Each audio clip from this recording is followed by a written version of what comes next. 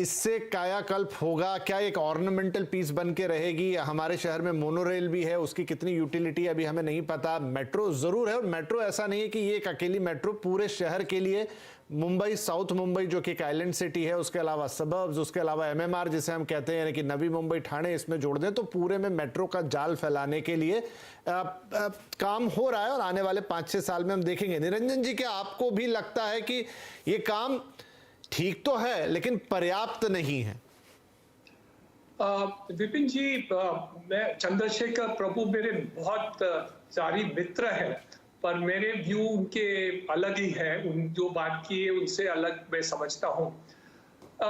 पूरे जैसे railway line देखेंगे तो वो लगभग 190 किलोमीटर के हैं, वेस्टर्न रेलवे, सेंट्रल रेलवे और हार्बर लाइन। और मेट्रो जब ये अभी ऐड कर रहे हैं वो 330 किलोमीटर का मेट्रो है, और ऑफ कोर्स फेज वाइज सब बन रहे हैं, लेकिन 2 साल के अंदर ये पूरा लाइन कंप्लीट होने। तो मेरे अंदाज से ये बहुत ही बड़ी बात है और बहुत ही फर्क हो जाएगा। ऑफ कोर्स जो बताए कि उसकी जो कॉस्टिंग है ज्यादा है as compare to suburban rail line, लेकिन वो बात हो जाएगी। दूसरी बात रही कि जो कनेक्टिविटी रोड से हम करते हैं उसके साथ बस लेन्स भी वो विचार किए हैं। तो जैसे कोस्टल रोड पर बसेस की जो बात कर रहे हैं, और पार्किंग लॉट्स भी किए हैं कि लोग वहां पार्किंग करके बसेस में भी रैपिड बसेस भी कर सके। तीसरी बात रही है जो MTHL है, वो जो 22 किलोमीटर का मेट्रो है। वो एक जमाने में हम कहते थे कि मुंबई एक आइलैंड सिटी है, और जब ये अंग्रेज थे तो 7 आइलैंड्स है, लेकिन अब एक सिटी है और वो भी एक आइलैंड गिना जाता है। लेकिन ये कनेक्टिविटी के बाद मुंबई का आइलैंड की जो स्टेटमेंट है वो निकल जाएगी, क्योंकि वो मेनलैंड से जुड़ जाएगा, और वो पूरी जमीन जो नवी मुंबई है, पनवेल है, कर्जत है, वो यहाँ से जुड़ जाएगा। तो मेरे अंदाज से काया पलट तो जरूर होगी, लेकिन चंद्रशेखर प्रभु जो कहते हैं कि जो मुंबई की गहराई के अंदर जो भीड़ है वो कितने जल्दी से फैला जाएगा वो हम देखें, क्योंकि मुंबई कोई डीकंजेस्ट ओवरनाइट तो नहीं हो सकता, लेकिन राहत 100% होने वाली है। Coastal road, cross harbour bridge, Navi Mumbai airport, connectivity जो आप बात करते हैं उसमें बहुत ही फर्क पड़ जाएगा। आप सोचिए, अभी हमारे मुंबई शहर में सेंट्रल और स्टेट गवर्नमेंट 60 साल के अंदर 30,000 करोड़ रुपए की इंफ्रास्ट्रक्चर ट्रांसपोर्ट प्रोजेक्ट नहीं इन्वेस्ट की, और अब हम 5 साल के अंदर 3 लाख करोड़ की इन्वेस्टमेंट कर रहे हैं। क्रॉस हार्बर ब्रिज के लिए, मेट्रो के लिए, कोस्टल रोड के लिए, ये सब आप गिनते हैं नवी मुंबई प्राइवेटाइजेशन के अंदर है, लेकिन मुझे आप 3 लाख करोड़ की बात है। प्रधानमंत्री जी आपकी आवाज हम तक ठीक से नहीं आ पा रही है, कोशिश करेंगे इस लिंक को रिकनेक्ट करें। लेकिन गुलाम जिया साहब भी एक कमेंट उनसे ले लेते हैं, फिर चर्चा को थोड़ा और खोलेंगे। गुलाम साहब, क्या कहेंगे आप कि ये जितने भी जो मुंबई का जिस तरह का नेचर है, जिस तरह की ये इसकी ज्योग्राफी है, क्योंकि ये भी हमें देखना होगा कि मुंबई की ज्योग्राफी रेस्ट ऑफ द किसी सिटी से, आप दिल्ली से बात कर लें, बेंगलुरु से बात कर लें, इनफैक्ट कलकत्ता, चेन्नई से कंपेयर करें, इसकी ज्योग्राफी बहुत अलग है।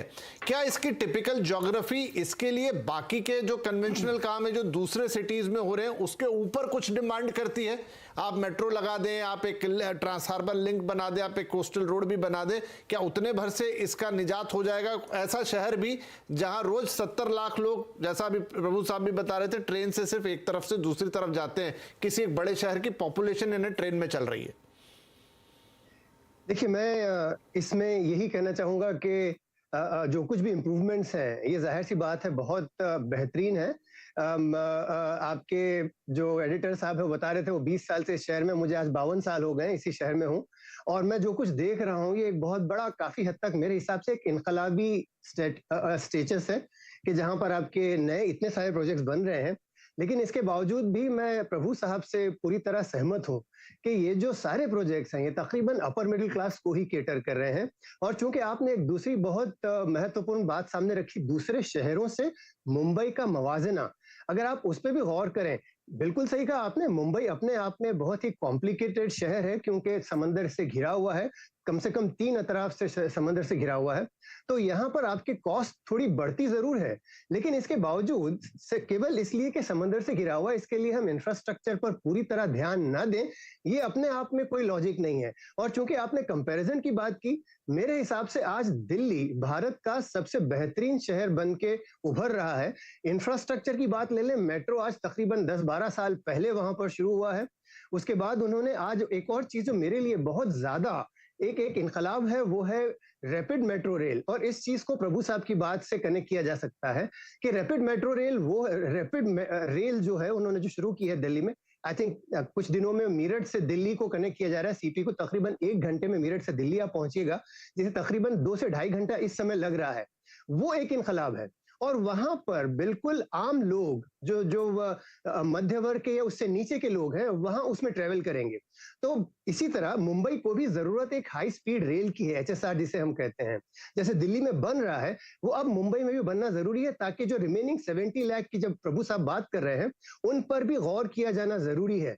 ये बहुत अशद जरूरी बनता जा रहा है। अगर हम किसी और शहर में कर रहे हैं ऑलरेडी, दिल्ली ने अपने आप में एक बहुत अहम कदम उठाया है, मुंबई को उससे फौरन फॉलो करना बहुत जरूरी बन रहा है। और वही एक असर है जो आप सारे लोगों पर देखोगे। जो 70 लाख लोगों पर अगर असर देखना है, तो आपको हाई स्पीड रेल या एग्जिस्टिंग लोकल ट्रेन के नेटवर्क को इंप्रूव करना बहुत जरूरी होता चला जा रहा है।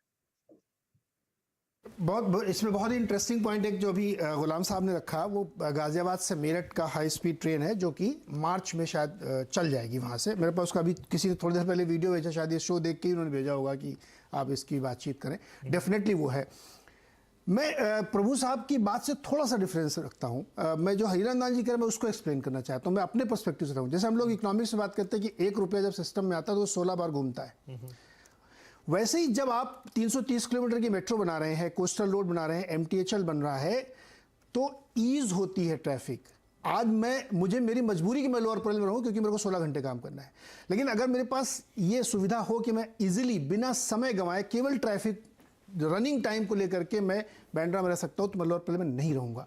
ये तब होगा जब आपके पास वो ईज होगा, पहली चीज। दूसरी चीज, मैं थोड़ा इससे भी डिसएग्री करता हूं कि मुंबई में सिर्फ 15 रुपए का टिकट लेके चलने वाले लोग हैं। अगर 80 लाख लोग ट्रेन में चल रहे हैं, तो उसमें से 30 लाख लोग ऐसे हैं जो कल वो 40 रुपए का टिकट लेके उस पर ट्रेवल कर सकते हैं, उनके पास पैसे हैं।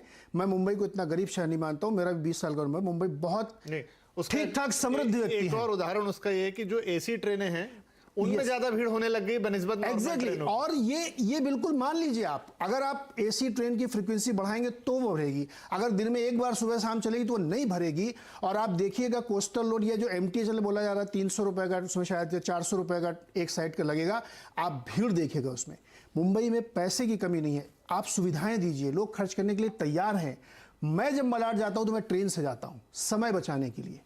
मैं भी 600 रुपए की टैक्सी में जा सकता हूं, लेकिन मैं 50 रुपए का टिकट लेके जाता हूं, क्योंकि मेरा समय बचता है। तो मैं इस बात को हीरानंदानी जी के साथ हूं कि अगर ये आप मेट्रो करेंगे, कोस्टल रोड करेंगे, ट्रांस हार्बर लिंक करेंगे, तो बहुत डिकंजेस्ट होगा ये शहर। और ये इसलिए मैंने कहा था ये गेम चेंजर है, क्योंकि आपने मुझे सुविधा ही नहीं दी ना कि हम निकल ही नहीं पा रहे, लोअर परल से आगे जा ही नहीं पा रहे, क्योंकि हमारे पास समय नहीं है। 3 घंटे ट्रेवल करके कौन जाएगा, इसलिए मजबूरी है। लेकिन अगर वो होगा तो सही है। हाँ, गुलाम साहब की एक बात से मैं सहमत हूं कि अगर आप नासिक को, पुणे को, इन सबको अगर हाई स्पीड से जोड़ो तो और बहुत सारे लोग वहीं चले जाएंगे। वो 10 से 5 की नौकरी करने के बाद यहाँ क्यों रहेंगे? अगर मेरठ हम 40 मिनट पहुंच सकते हैं, तो पूना में 6 घंटे क्यों लगेगा? मैं 1.5-2 घंटे में पूना चला जाऊंगा।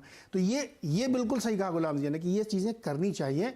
और मुंबई में लोगों के पास पैसे हैं सर, उनको सुविधाएं चाहिए, वो देने के लिए तैयार हैं। आप देखे तो देखिए, आप उबर ओला से लोग चल ही रहे हैं ना, काली पीली से छोड़ के, क्योंकि पैसे हैं, आपका सुविधा है, तो ये कर रहे हो। लेकिन एक हमारे साथ मेहमान है राजीव पांडे जी।